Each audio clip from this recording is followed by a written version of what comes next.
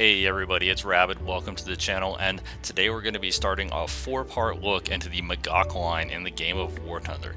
Now, the Magach is largely in the Israeli tech tree. It's the Hebrew term that the Israelis have given to the American M48s and M60s, which are very similar vehicles. In fact, they're similar enough that the Israelis Frankensteined a few of them together, and we'll see that as we go throughout this series.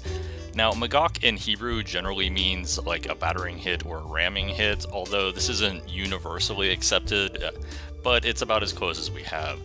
Now, the reason why this is going to be a four-part series is because depending on how you count Magachs, there's going to be between 14 and 16 of them in the game. The two vehicles that are kind of up in the air are the Galbatosh. Now, the Galbatosh isn't specifically called Magach, at least in its game term. However, you can see in the title card, it is the Magog II Galbatosh modification, so we are going to be including that one. The other kind of questionable one is the American Magog III ERA. This comes from a time when the Israeli tech tree wasn't in the game yet, so instead of putting it in the Israeli tech tree, which didn't exist, they put it in the closest tech tree that it resembled, i.e. the American tech tree.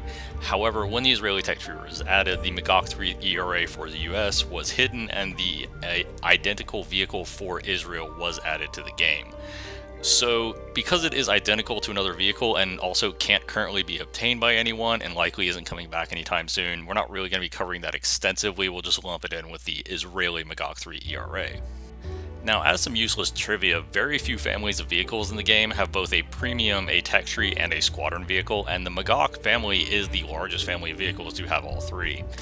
The first line in the Israeli tech tree covers 14 vehicles, 13 of which are Magachs. And this is kind of interesting because whenever Gaijin adds new Magachs, it's rarely to the sound of the player base being super excited, and it usually elicits a lot of groans. And that was part of the motivation for this video. So I went through and I spaded every Magach, including the squadron vehicle, and I'm going to go through and I'm going to review every last one of them, put them in a tier list, tell you what their strengths and weaknesses are, and overall just look at why people are not a huge fan of Magachs and why this line is kind of a meme in the War Thunder community. Now, before we get started looking at individual tanks, one thing we do want to do is we do want to cover some core features that are just kind of true to all Magachs, just to avoid retreading a lot of old ground. The first thing is the mobility. Pretty much all Magachs have poor stock mobility, and that's just kind of universal. Once you first get them, they're going to be painful, and this is pretty much across the board. The other thing to remember is all Magachs have essentially terrible reverse gears. I think the fastest reverse gear in the entire line is about 9 kilometers an hour, so you really shouldn't expect to be reversing that much. As far as their forward mobility, we're mostly going to be looking at that relative to the tanks around them because it is pretty similar. A lot of them have similar engines and are similar weight classes. In fact, 12 Magachs have exactly the same engine. It's only really the first two and the last two that have different ones. So that is one thing we're going to be looking at with mobility, is just relative to other tanks rather than the individual Magach's mobility. The other thing that we want to get right off the bat is that all Magachs have a rangefinder no matter how low or high in battle rating. The lower Magachs and even the mid-tier Magachs all have a stereoscopic rangefinder, so this will help you get your range out to longer distances. It will also help you get the range faster, get it more accurately, all that good stuff. So all Magachs can perform reasonably competently at longer ranges, and when we get to the higher ones that have the laser rangefinder, obviously we'll go into it, but just to avoid constantly telling you they have rangefinders or they have poor stock mobility, I just want to get that one out of the way right away. The very first vehicle in this series, we're going to do the Magach I. The Magach I is essentially a copy of the American M48. Some of the later modifications will have some extra bells and whistles added, or even will be more interesting versions of American tanks. However, this is essentially a copy-paste vehicle. The Magach I/M48 has basically rounded armor everywhere. This rounded armor is theoretically capable of stopping most APHE rounds. It just kind of depends on the range and angle in which you're being hit by. However, because the hull and turret are heavily rounded, this does present a bit of an issue, because if you were to imagine, say, a ball and you turn that however you want, as long as you hit the part closest to you, you're still effectively hitting it at a relatively flat angle. And this is the real problem with any tank that has rounded armor, because you can't angle the tank at all. No matter how good the armor is, you don't have any way to improve it or to try and make it better. So while the Magog I's armor can be good, it's also very inconsistent, and there's no way you can try to make it more consistent. The closest you can really do is just try to give your hull and turret a little bit of a wiggle to try and throw the other person off. And at this battle rating, most enemies don't have stabilizers, so if you give it a little bit of a wiggle so that the enemy's having to move their gun more to try and get a clean shot, you increase the likelihood of a bounce, but this is not really going to be a consistent tactic, and you will run into shells like heat or armor-piercing discarding Sabo that will just kind of cut straight through you. So overall, the armor, not the strong suit, but it's not incredibly weak. You can kind of get away with being a little more aggressive, but you definitely can't count on the armor. Now, one last little side note about the armor of the Magog I is the cupola looks like it's a shot trap, but that in and of itself is kind of a trap, because it looks like if you hit it with an armor-piercing high explosive, it would kill the whole turret crew, which would knock out the tank. In reality, most of the time, all this does is get the commander, so I generally wouldn't recommend aiming for it unless you have a fairly powerful high explosive or HESH round you're going to throw at it, because a lot of APHE doesn't fuse correctly on it. Although it is a little inconsistent, I have very rarely lost the turret crew to an APHE there. So that is at least one benefit of the armor, is you can kind of trick people into shooting at that part of the tank sometimes. The mobility, once you get it fully upgraded, you're actually pretty decent. This vehicle at 7.3 does see a fair amount of down tiers or even tiers into a lot of the later World War II vehicles, and a lot of those vehicles don't have spectacular mobility because they are heavy tanks that emphasize armor more.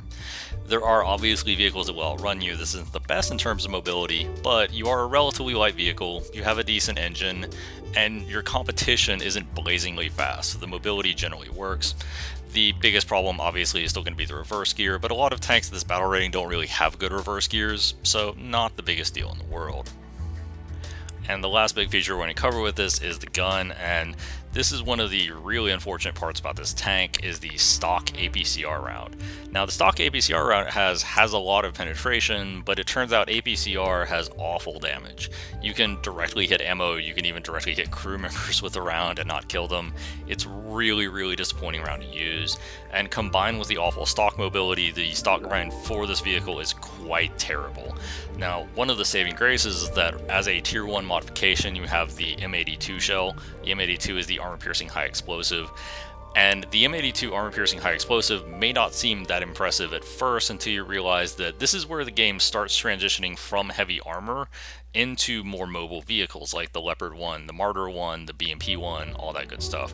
And anecdotally, the M82 is very effective at taking these vehicles out from basically any angle, and also even if you run into some of the more heavily armored vehicles, but you run into them from the side, most of them can still be dealt with very easily by a well-placed APHE round.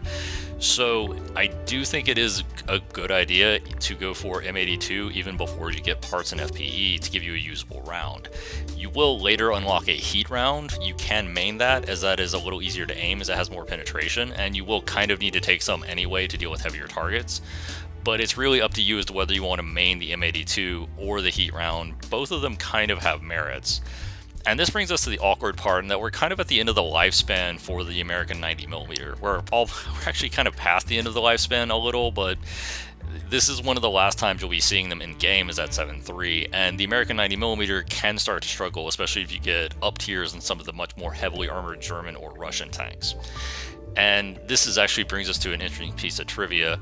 At one point, Gaijin was considering dropping basically all of the M48s down to 7.0. It was the last battle rating change. They ultimately didn't decide to do it, but there have been instances in the past where these tanks have been 7.0 and haven't really broken the matchmaker, specifically with the German M48. And I think at least part of that is how difficult the 90mm can be to use, because you have to have a pretty good concept of what shells you want to use and where you want to hit enemies. And you also can occasionally run into enemies with stabilizers that just completely outclass you. The second and last vehicle we're going to be looking at for today is going to be the Magog II. Now, the Magog II is very easy to describe. It has identical armor and an identical weapon to the Magog I. It has a slightly better engine and a slightly better transmission. It is a little heavier, so that kind of negates the horsepower gains to an extent, but on the whole, it did feel a little better to drive. It just wasn't hugely noticeable. And I think this is where we start getting the core problem with the Magog line, like basically right away. The Magog II really should be foldered with the Magog I. In fact, the Magog line should probably have so many folders that it resembles a filing cabinet, given how many of the vehicles are very similar to one another.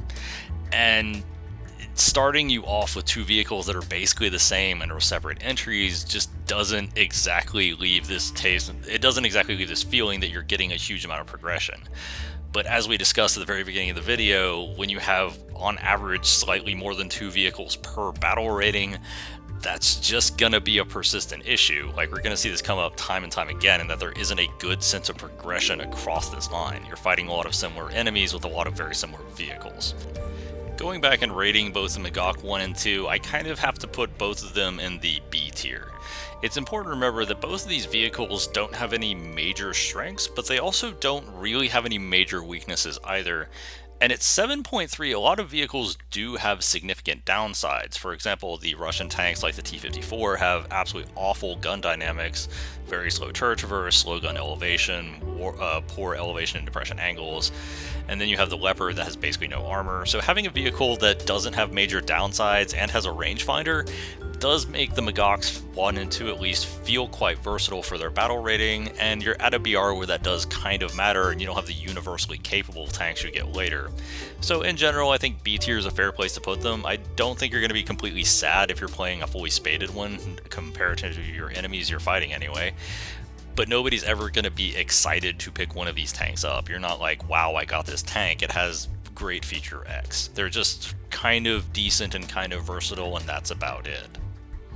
And that wraps up part 1 of the series. Now, this one obviously only covered 2 vehicles because, well, they were the only 2 M48s in the tech tree, and also we also did the intro stuff at the beginning.